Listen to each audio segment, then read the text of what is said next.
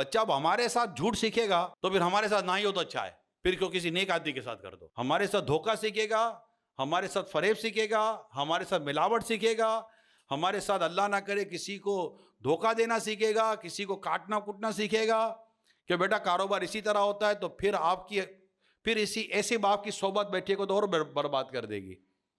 مگر اس کا نتیجہ کیا نکلے گا؟ نہ ہمیں خیر ملے گی، نہ اولاد کو خیر ملے گی۔ تو اولاد کو چیزیں سکھانی پڑیں گی۔ اسی طرح جب آپ اولاد کو اپنے کاروبار میں لے کے جاتے ہیں، اس سے وہ کاروبار کی وہ باتیں بتائیں جو ہمیں رسول اکرم صلی اللہ علیہ وآلہ وسلم نے بتائی ہیں کہ کاروبار کیسے کیا جائے گا، اور کس کاروبار کرنے والے کو اللہ پاک کے پیارے حبیب صلی اللہ علیہ وآلہ وسلم نے پسند فرمایا۔ میں ایک ایگزامپل دیتا ہوں، میں نبی پاک صلی اللہ علیہ وسلم کے خوبصورت ارشاد بتاتا ہوں۔ پاکیزہ کمائی ان تاجروں کی ہے۔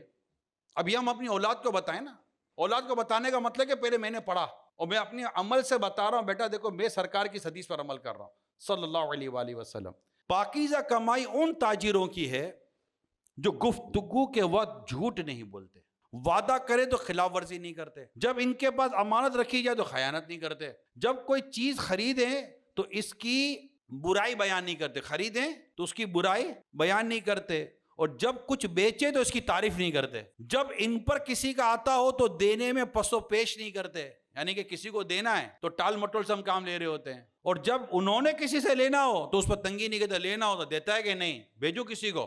اب آپ غور کیجئے، یہ باتیں جو میں نے بیان کی ہیں یہ رسول پاک صلی اللہ علیہ وسلم کی ارشادات ہیں نا۔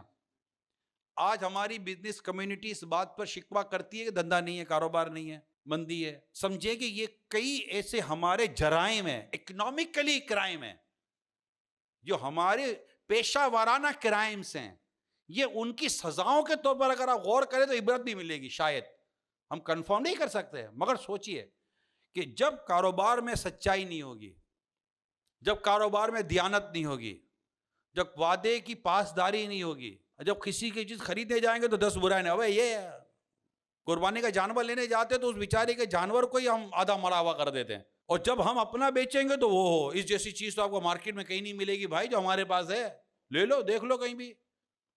یعنی کسی کا لینا ہو تو اس کی برائی کریں گے، اور اپنا بیچنا ہو تو تعریفیں کریں گے۔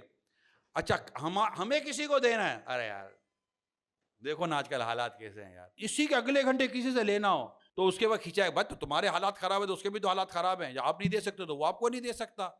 مگر نہیں، دینا ہمیں دینا ہوگا تو ٹال مٹول سے کام کریں گے، اور لینا ہوگا سختی سے کام کریں گے۔ اب جب مارکیٹ ٹرینڈ یہ بنے ہیں، پھر کوئی تاجر یہ شکوہ کرے کہ ہماری مارکیٹوں سے کاروبار چلا گیا، ہمارا ایکسپورٹ چلا گیا، ہماری انڈسٹری نہیں چل رہی ہے، ہمارا بزنس رن نہیں کر رہا ہے۔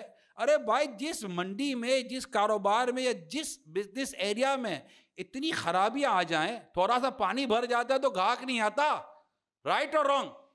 آپ کی بازار کی گلی میں کیچڑ آ جائے کوئی گاہک آئے گا؟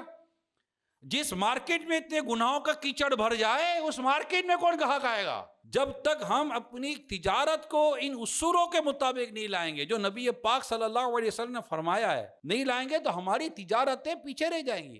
ہم جن کی مثالیں دیتے ہیں نا، ان کی تجارت بہت اچھی ہے، انہوں نے اپنی تجارت میں ان چیزوں کو، یہ ایک جنرل پرنسپل ہے، ایک جنرل پرنسپل ہے کہ اس پر عمل کرو تو انشاءاللہ تعالیٰ برکت دیکھو گے۔